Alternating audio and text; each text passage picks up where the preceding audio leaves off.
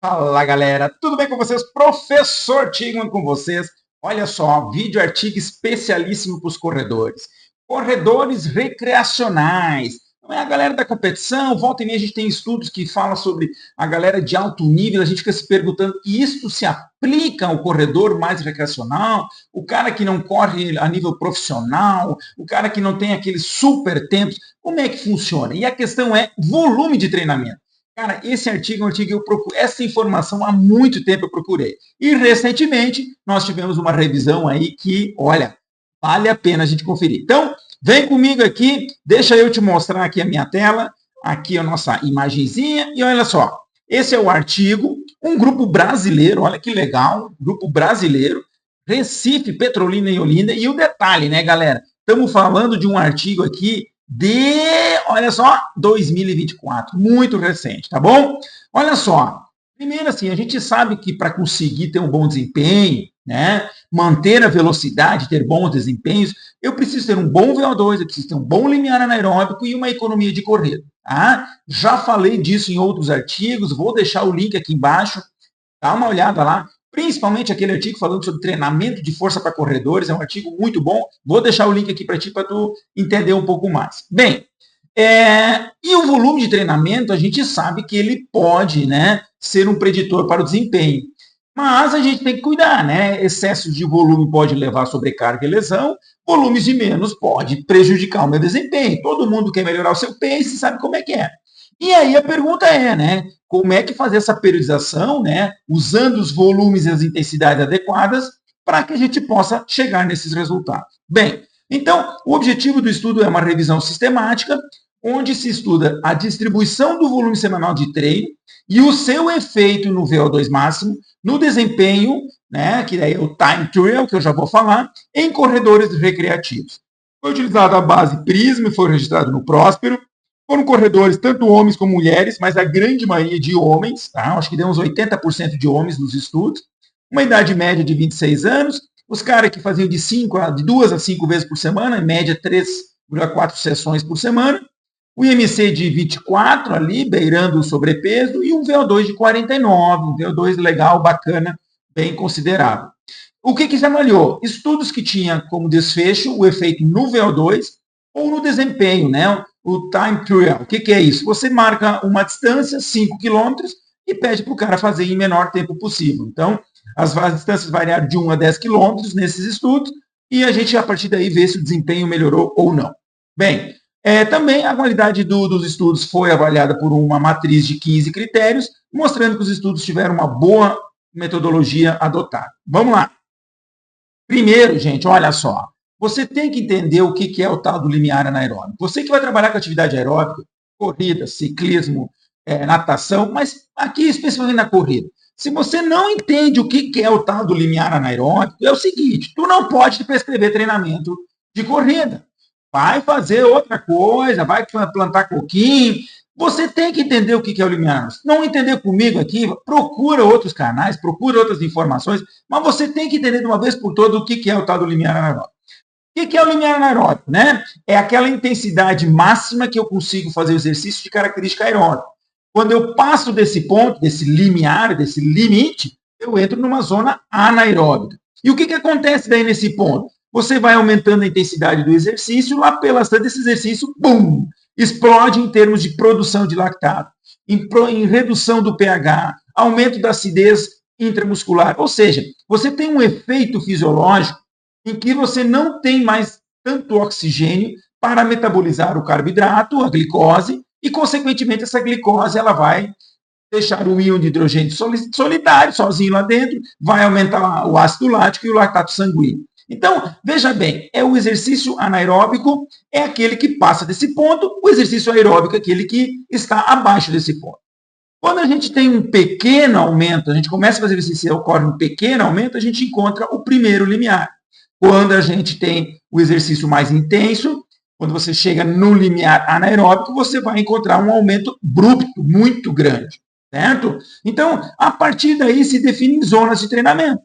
Uma zona Z1, podemos dividir em três. Né? Z1, uma atividade leve, regenerativa. Galera que está fazendo um treino mais fofo, é a galera que vai fazer o treino mais leve. A zona 2, que é a zona que normalmente se treina, é aquele treino moderado, moderado forte, mais perto do limiar, moderado fraco, mais perto da zona 1.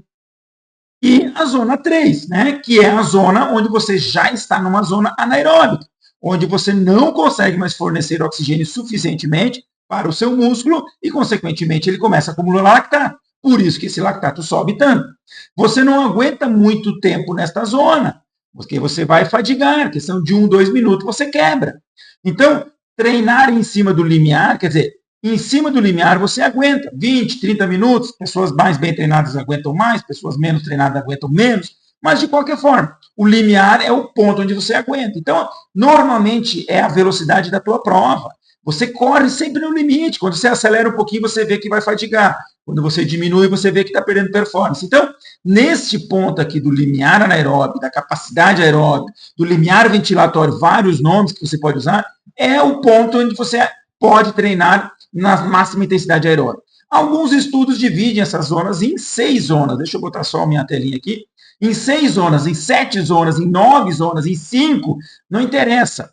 O importante é você ter as 3 referências básicas, né? Que é a zona regenerativa, que é a do primeiro limiar, a zona moderada, que é entre o primeiro e o segundo limiar, e a zona anaeróbica, que é acima. É isso que você tem que entender, tá bom? Inclusive no artigo, gente, né?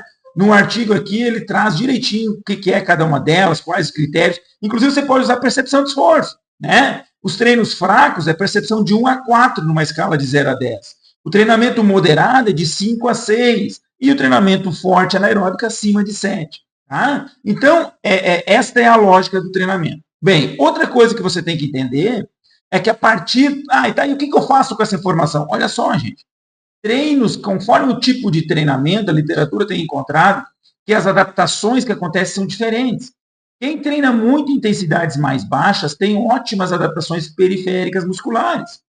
Quem treina em zonas intermediárias tem um bom melhora do sistema cardiovascular, do coração.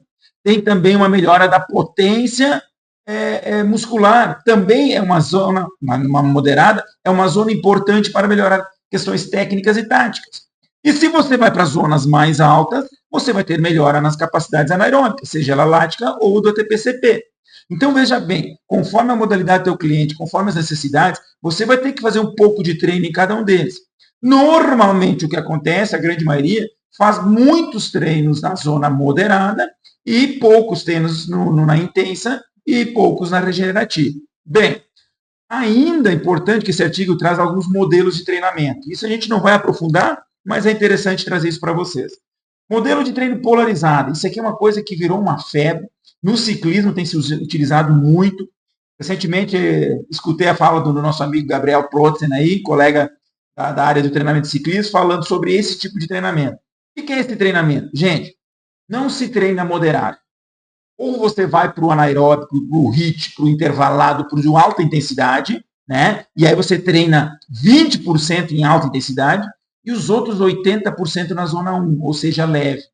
Não tem aquele negócio de estar sempre treinando moderado, sempre treinando próximo do teu pace, sempre próximo do limiar. Ou você treina no anaeróbico na zona 3, 20%, ou você treina o treinamento leve. Não conheço muito isso, quero estudar mais, mas, enfim, eu sei que existe e eu sei que tem tido bons resultados com isso aí.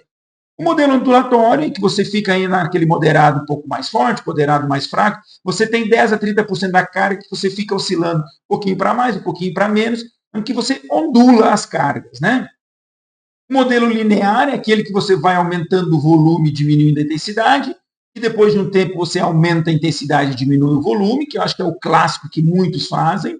E o modelo ainda de HIIT e SIT, né? O SIT é o de sprint, que é velocidade máxima, e o HIIT é o treinamento de alta intensidade. Então, você faz vários tiros lá de 6 a 30 segundos, se for estímulo curto, ou estímulos mais longos, de 30 segundos a 4 minutos, com intensidade que vai de 80% a 100%, então é uma zona anaeróbica, é na zona Z3, né? E você se recupera ali, às vezes com recuperação completa, às vezes com parcial, enfim. Então esses são os modelos de treinamento que é importante falar e que o artigo traz alguma coisa sobre isso. O que os caras encontraram, né? Lembra assim, ó, a ideia é saber qual é o volume, mudar o volume, impacta na melhora ou não melhora. Os caras, em média, treinaram 30 quilômetros, variando de 15 a 38, nos estudos do VO2, frequência de 3,7. O pace deles era de 5,17, o tempo para 10 quilômetros de 44 minutos. Então, uma galera que, um tempo legal, bacana, acredito que dentro da realidade de muita gente, né? Esse pace aí de 5,20 é bem parecido. Bem, o que mais se encontrou? 6 estudos avaliando o VO2 e apenas 3 no time trial. Cuidado, apenas 3, então a gente tem que ter cautela a entender. Em relação ao VO2, gente, o aumento médio foi de 32% no volume de treino, e esse volume de treino aumentado resultou num aumento de 10,44 no VO2 máximo. Ou seja, aumentar o volume melhora o VO2 máximo. Em cima do tempo dos caras, os caras aumentaram em 26,9% o volume de treinamento e conseguiram melhoras no tempo, que variou de 7% a 28%. Ou seja, aumentar o volume melhora o desempenho na corrida. Certo? Então, esse é o resultado principal do estudo, mostrando que volume maior gera melhoras, tanto no VO2 como no desempenho. E importante, nenhum evento adverso foi encontrado nos estudos. Os caras não se machucaram, não tiveram nada de... Nenhum estudo teve resultado negativo. E aí, quando a gente vai para as aplicações práticas, e eu acho que é isso que eu quero mais trazer aqui para ti, gente, olha só, volumes de 15 a 50 quilômetros por semana geram volumes entre 15 a 50. Esta é a recomendação que o próprio artigo traz, tá?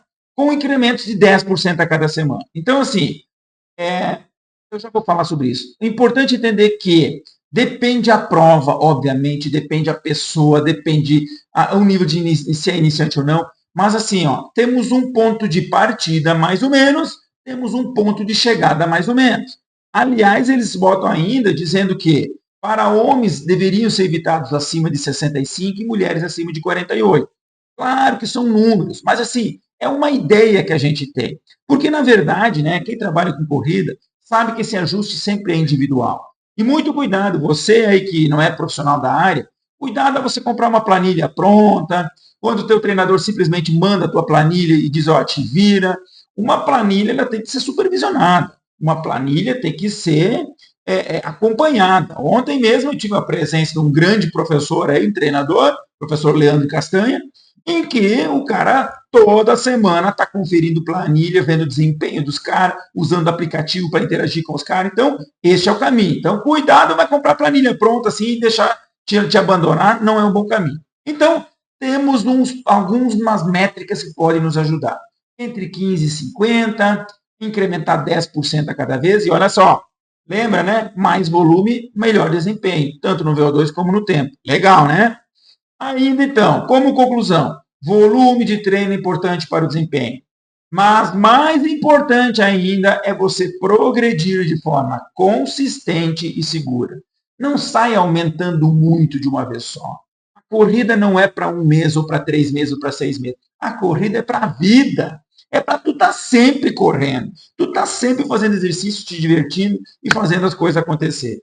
Ah, isso é muito importante. E uma coisa muito importante, né, gente? Você tem que escutar o seu corpo. Isto é fundamental. Se você não escuta o seu corpo, a coisa fica complicada. Está sentindo uma dorzinha? Eu tenho um artigo sobre lesão, que eu tenho até no meu canal. Eu vou deixar o link aqui também, sobre lesões de corredores, em que a dor é preditor de lesão. Se tu está correndo com dor, seguinte, ó, tu vai te lesionar. Não tem volta, não tem volta. Tá? Então é isso aí, gente. Deixa eu voltar aqui para a minha tela. Então é isso, esses são os resultados, muito importante. Temos alguns parâmetros agora que a gente pode chegar lá, mas veja bem, sempre com muita cautela, muito cuidado. Tá bom, gente? Deixa eu te falar só mais uma coisa aqui. Deixa eu trazer aqui. Aí, ó, Black Friday, meu curso de musculação vai baixar de preço. Fica ligado, última semana desse mês vai ter um desconto especial no meu curso de hipertrofia, tá bom? Tá ligado? Então é isso. Valeu. Agradeço quem me acompanhou até aqui. Espero que tu goste aqui. Caprichei no material. Me diz o que tu tá achando. 4º ano do canal. Tá curtindo o material? Tá gostando do que tu tá escutando? Tá aprendendo comigo? Estamos aprendendo junto, né, cara? Toda hora ensinar e aprender é um processo que a gente tem na nossa vida. Tá bom, gente? Valeu. Um abraço e até mais.